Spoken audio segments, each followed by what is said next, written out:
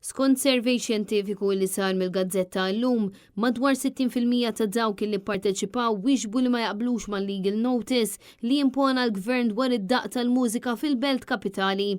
Dan ifisser li huma biss 19.4% li qalu li jaqblu mad-daqq tal-mużika fil-Belt sas-sija ta' filgħodu, filwaqt li 19.8% wieġbu li ma jafux.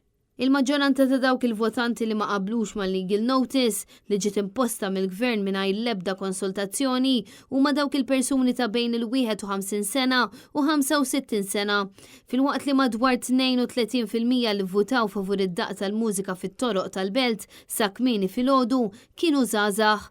Iżda minkejja dan anke fost iż-żgħażagħ hemm maġġoranza li ma qablux mal legal notice. Min dan is-survey xjentifiku jidher ukoll li 77% ta' dawk li votaw lil Partit Nazzjonalista fl-elezzjoni ta' Marzu li għadda huma kontra mużika fit-toroq sas-sija ta' filgħodu, filwaqt li 48.6% ta' dawk li votaw favur il-Partit Laburista huma kontra din il-liġi.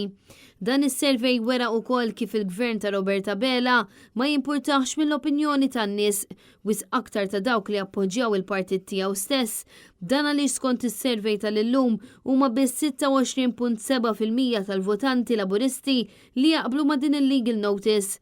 Dan fil-waqt li kważi kwarta dawk li votaw il-Partit Laburista qalu li ma jafux jaqblux jew le. Dan juri biċ-ċar li għalkemm din il-liġi kienet deċiżjoni assoluta min-naħa tal-gvern ta' Roberta Bela, l-appoġġ tal-votanti Laburisti huwa pjuttost dgħajjef f'dan ir-rigward, għal kontrarju tal-Partit Nazzjonalista li dejjem kien kontra din il-liġi insensittiva u dejjem kien ta' appoġġ għar-residenti Beltin li sa issa mhux se jitħallew jgħixu fil-paċi minħabba d-daqq tal-mużika sas-sija ta' filgħodu kif irid il-gvern.